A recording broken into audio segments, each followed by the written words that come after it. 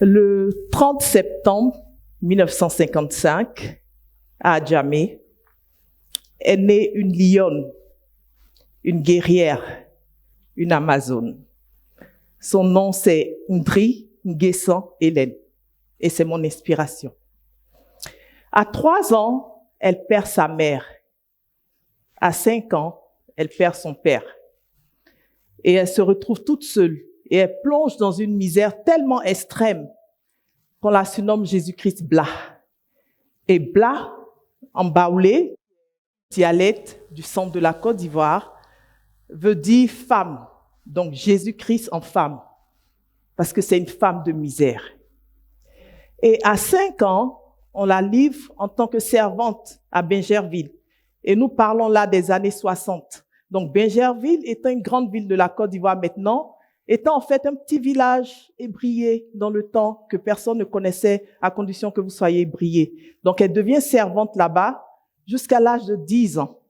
Et à 10 ans, elle a un grand frère de qui elle entend parler maintenant, qui lui dit « Mais viens, je vais te mettre à l'école » parce qu'il était instituteur. Et donc il l'a mis à l'école. Et parce qu'elle avait cette rage de vouloir aller à l'école, elle a commencé à gravir rapidement les échelons et elle sautait même les classes. Et donc elle a rattrapé les enfants de sa catégorie d'âge. Et pour pouvoir continuer ses études, parce que quand elle a rattrapé, elle était maintenant adolescente. Et donc pour continuer ses études, je ne sais pas si vous connaissez Abinader, les faiseurs de chewing-gum dans le temps. Et en ce moment-là, il venait de commencer à Trècheville, je crois, vers la zone industrielle. Et donc, elle partait à Abinader parce qu'ils avaient des chewing-gums qu'ils faisaient, qui n'ont pas réussi. Donc, on les jetait derrière dans la poubelle.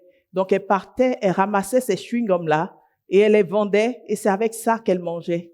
Elle et sa grande sœur. Et c'est avec ça qu'elle a pu aller à l'école.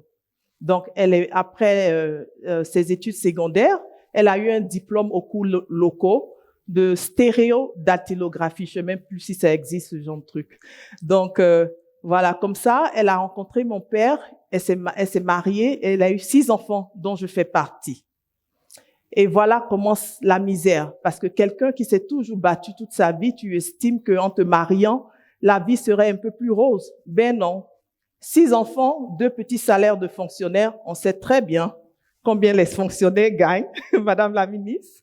Et donc, c'est là qu'a commencé le plus difficile. 6 enfants, et non seulement c'est pas de 6 enfants qu'elle s'occupe, mais nous sommes en Afrique, on s'occupe aussi de la famille élargie. Elle s'occupe aussi des orphelins parce qu'elle a été orpheline. Elle s'occupe des veuves parce qu'elle a cette compassion pour les veuves. Et donc, on se retrouve là dans des maisons de 2 chambres salon, très souvent, pour la plupart de mon adolescence, avec 6 enfants, avec des cousins et des cousines, sans compter les bonnes, sans compter les orphelins, sans compter les veuves, sans compter les personnes avec qui elle faisait la prière, et la maison était tout le temps chargée. Voilà. Et c'était difficile. Mon frère est là, il peut témoigner qu'il y a eu des moments, on mangeait 1 fois par jour.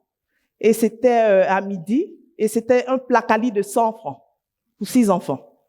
Donc, il y avait la femme d'un ministre dans le temps, il n'était pas encore ministre, qui vendait placali à tout bon sur la route. Et donc, on partait acheter placali 100 francs, sans viande, et on mangeait. Voilà, ça a été difficile. Il peut témoigner aussi qu'on attendait qu'il pleuve pour recueillir l'eau de pluie pour se laver. Donc, c'était pénible, c'était une vie très difficile. Et moi, à l'âge de 19 ans, à l'âge de 20 ans, pardon, j'étais en 2e année d'université en médecine à l'université Nangu à Bobo Adjamé. Et on a vu que l'université allait être probablement une année blanche parce qu'il y avait des activités politiques aussi bien que les activités de la FESI. Donc, elle a pris ses petites économies et elle m'a envoyé aux États-Unis.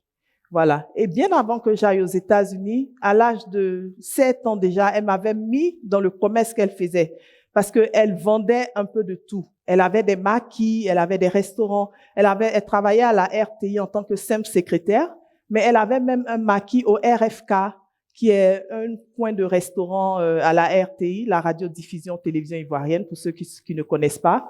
Et donc, je vendais là-bas, dans son maquis. On vendait des oranges, je vendais des oranges. Depuis toute petite, devant la cantine de la RTI, je vendais des chemises et des cravates aux journalistes et des employés de la RTI. Donc, j'ai grandi pratiquement à la RTI. Et je suis contente de voir certains journalistes me reconnaître aujourd'hui. Et ça a été difficile, mais en tant que petite fille, je ne voyais pas ça comme une difficulté. Pour moi, c'était le combat de ma mère et je partageais avec elle ce combat. Et à 10 ans, j'ai commencé à vendre des beignets sur la route. On habitait à Mputo. Mputo était en ce moment un village ébrié parce qu'on n'avait pas les moyens, donc on s'est retrouvé à Mputo. Et je vendais des beignets à l'âge de 10 ans, CM2, pendant que j'étais présidente de la coopérative scolaire. Je vendais aussi des beignets. Voilà, donc j'ai vendu tout, sauf mon corps, mais j'ai tout vendu. J'ai tout. Merci. Et donc, quand je suis arrivée aux États-Unis à l'âge de 20 ans, avec les efforts de ma mère, un jour, j'apprenais l'anglais parce qu'il faut faire 2 semestres d'anglais, ensuite passer le TOEFL. Donc, un jour, j'étais d'abord à Georgia State, à Atlanta. Ensuite, je suis partie j'ai pas trop aimé Atlanta dans le temps. Donc, je suis ensuite partie à University of Texas in Arlington. Donc, je suis partie à UTA. Et là, j'ai vu les jeunes de l'université qui jouent au basket. Et je dis, mais ça fait longtemps que j'ai pas joué au basket. Parce que ici, j'ai joué en équipe nationale. En première division, j'ai intégré l'équipe nationale à l'âge de 16 ans. Dans le temps, j'étais la plus jeune qui a jamais recruté en équipe nationale de Côte d'Ivoire en première division. Ensuite, je jouais à l'ASEC Mimosa et je jouais à l'Abidjan Basketball Club avant de partir aux États-Unis. Donc, je dis, bon, je vais aller jouer un peu avec les garçons. Et quand j'ai joué avec les garçons de l'équipe de l'université, le coach m'a vu, il m'a dit, My God, vous jouez très bien. Donc, il a appelé immédiatement un autre coach d'une autre université parce qu'il a dit, notre niveau est trop bas pour ton niveau. Donc, il a appelé le coach d'une autre université qu'on appelle Oral Roberts University. C'est à Tulsa, Oklahoma. Et le lendemain, il est venu me voir jouer. Immédiatement, il me dit, on prend l'avion.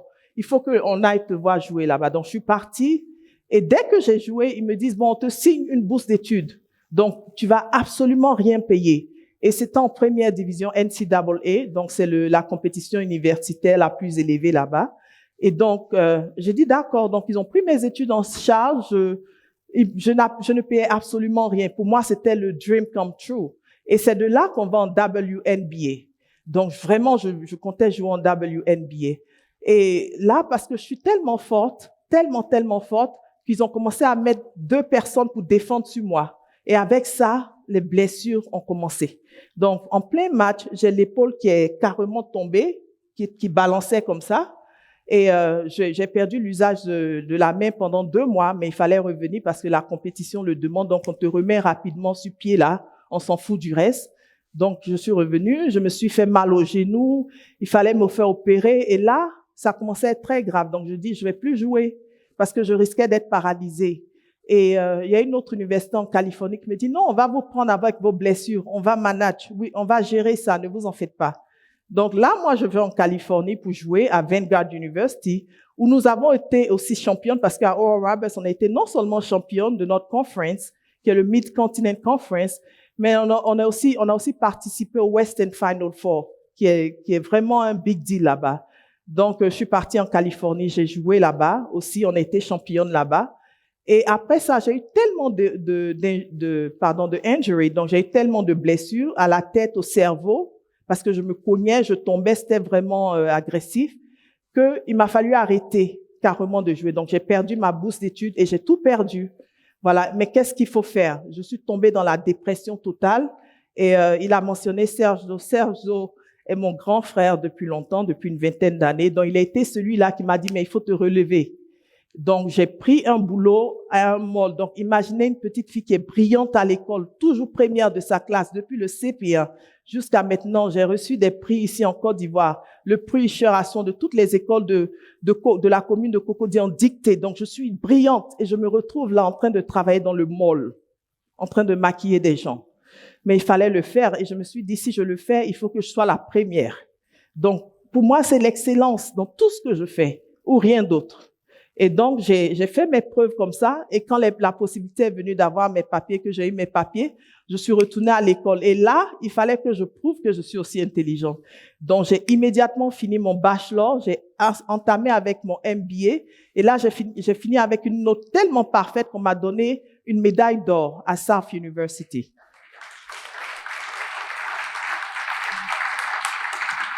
Et ensuite, je suis rentrée dans l'industrie pharmaceutique. Après le make-up, je suis rentrée dans l'industrie pharmaceutique. Mais laissez-moi ajouter que pendant que je faisais le maquillage, J'étais tellement bien qu'on m'a appelé un jour pour maquiller une célébrité et je me suis présentée là-bas, ne sachant pas qui c'était. J'avais devant moi Whitney Houston. Donc